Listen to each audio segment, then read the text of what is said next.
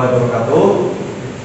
Kami mewakili dari kelompok 1 akan mempresentasikan terkait dengan matkul telaah kurikulum.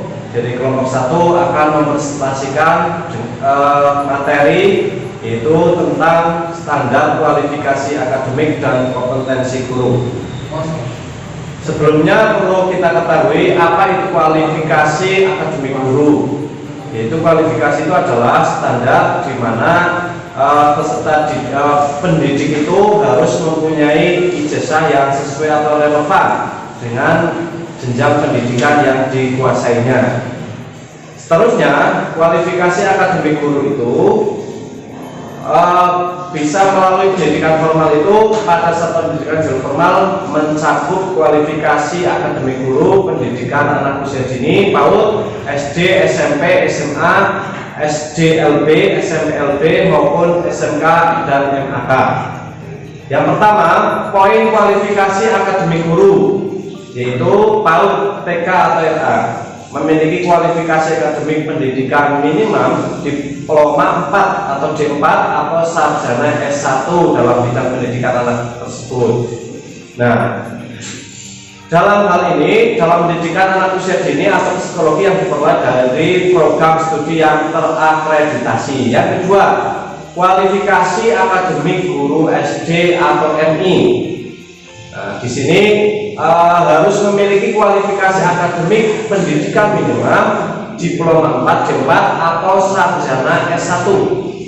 Di mana dalam pendidikan di sini SD atau MI D4 atau S1 baik itu PGSD maupun PGMI atau psikologi yang diperoleh dari program studi. Terus poin yang selanjutnya terkait dengan kualifikasi akademik guru SMA, bentuk lain atau sederajat. Kualifikasi yang dimiliki adalah pendidikan minimum diploma D4 atau sarjana S1 dengan mata pelajaran yang diajarkan atau diampu dan diperoleh dari program studi yang terakreditasi. Selanjutnya terkait dengan kualifikasi akademik guru SDLB, SMPLB maupun SMALB. Guru pada SDLB jenis ini bentuk lainnya yang atau sederajat memiliki kualifikasi akademik pendidikan minimum diploma D4 atau S1 pendidikan khusus atau sarjana yang sesuai dengan mata pelajaran yang diajarkan dan diperoleh dari program studi yang terakreditasi. Selanjutnya, kualifikasi akademik guru melalui uji kelayakan dan kesetaraan. Di sini, kualifikasi akademik yang dipersyaratkan untuk dapat diangkat sebagai guru dalam bidang-bidang khusus yang sangat diperlukan tetapi belum dikembangkan di perguruan tinggi dapat diperoleh melalui uji kelayakan dan kesetaraan. Nah, uji kelayakan dan kesetaraan ini bagi seseorang yang memiliki keahlian tanpa ijazah dilakukan oleh perguruan tinggi yang diberi wewenang untuk melaksanakannya. Sekian dari saya, nanti akan dilanjutkan untuk materi selanjutnya oleh teman saya. Selanjutnya, kompetensi inti guru. Yang pertama, menguasai karakteristik peserta didik dari aspek fisik, moral, sosial, kultural, emosional, dan intelektual. Yang kedua, menguasai teori belajar dan prinsip-prinsip pembelajaran yang mendidik. Yang ketiga, mengembangkan kurikulum yang terkait dengan bidang pengembangan yang diampu. Yang keempat, menyelenggarakan kegiatan pengembangan yang mendidik. Poin 5, memanfaatkan teknologi informasi dan komunikasi untuk kepentingan penyelenggaraan kegiatan pengembangan yang mendidik. Poin 6, memfasilitasi pengembangan potensi peserta didik untuk mengaktualisasikan berbagai potensi yang dimiliki. 7, berkomunikasi secara efektif, empatik, dan santun dengan peserta didik. 8, menyelenggarakan penilaian dan evaluasi proses dan hasil belajar. 9.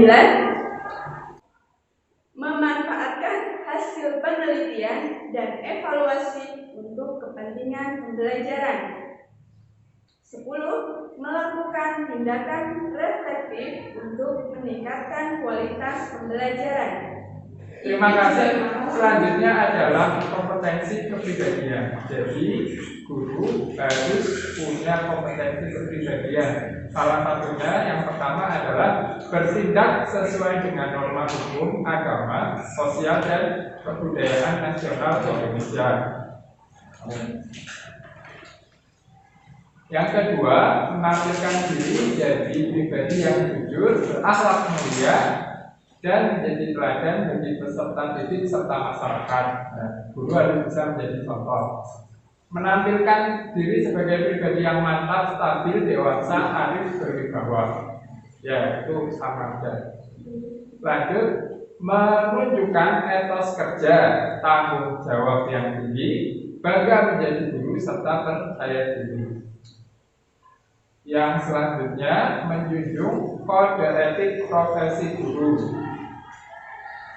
Yang ketiga adalah kompetensi sosial. Selain pribadinya harus baik, guru juga harus mempunyai kompetensi sosial. Yang pertama adalah inklusif, objektif, serta tidak diskriminatif, membeda-bedakan murid, latar belakang ekonomi, kondisi sosial, dan lain sebagainya. Kemudian bisa berkomunikasi efektif, empatik, ini lebih penting, kepada semua masyarakat pendidikan di sekolah masing-masing. Nomor selanjutnya adalah beradaptasi di tempat tugas. Dimanapun ditugaskan harus bisa beradaptasi dengan keragaman sosial budaya yang ada di tempatnya. Berkomunikasi dengan komunitas, profesi sendiri, dan profesi orang lain secara lisan atau tulisan atau bentuk yang lain. Menguasai materi, struktur, konsep, pola pikir, serta keilmuan yang mengandung mata pelajaran yang ditempuh. Jadi materinya macam-macam tergantung ngajarnya gimana.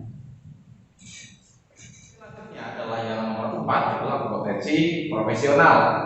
Yang pertama adalah menguasai materi, struktur, konsep, dan pola pikir keilmuan yang mendukung mata pelajaran yang diampu, seperti itu.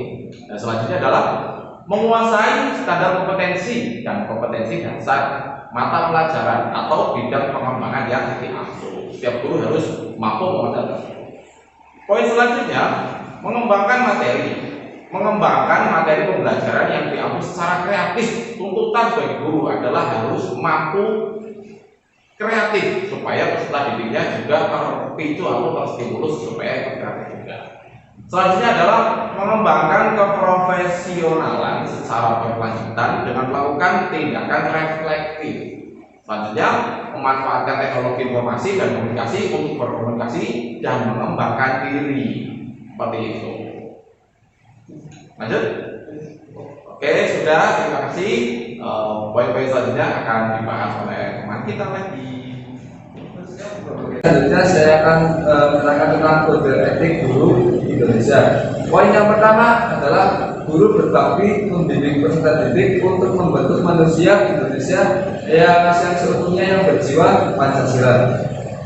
Yang kedua yaitu guru memiliki dan melaksanakan kejujuran profesional. Yang selanjutnya guru berusaha memperoleh informasi tentang peserta didik sebagai bahan melakukan bimbingan pembinaan. Yang keempat, guru menciptakan suasana sekolah sebaik-baiknya yang menjunjung berhasilnya proses belajar mengajar. Terus yang selanjutnya, guru memelihara hubungan baik dengan orang tua siswa, masyarakat maupun dengan bersama terhadap pendidikan. Yang selanjutnya, guru memelihara hubungan baik dengan orang tua. Oke, yang selanjutnya, guru secara pribadi dan bersama-sama mengembangkan dan meningkatkan mutu dan mendapatkan profesinya. Terus Yang selanjutnya saya akan menerang tentang ikrar guru Indonesia. Yang pertama, kami guru Indonesia adalah pendidik bangsa yang beriman dan bertakwa kepada Tuhan Yang Maha Esa. Yang kedua, kami guru Indonesia adalah pengembangan dan pelaksanaan cita-cita proklamasi dan kemerdekaan Republik Indonesia, pembinaan dan pengamal Pancasila yang setia pada Undang-Undang Dasar 1945. Yang ketiga, kami guru Indonesia bertekad bulat mewujudkan tujuan nasional dan berdasarkan kehidupan bangsa. Yang terakhir, kami guru Indonesia menjunjung tinggi kode etik guru Indonesia sebagai pedoman tingkah laku profesi dan pengabdian terhadap bangsa, negara, dan masyarakat.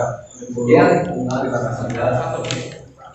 Oke, untuk pertanyaan nanti bisa langsung di bawah kolom komentar dan jangan lupa subscribe ya. Subscribe, like, dan komen. Nanti kita bahas pertanyaan-pertanyaan teman-teman di kolom komentar di YouTube ini. Terima kasih dari kami. Assalamualaikum warahmatullahi wabarakatuh.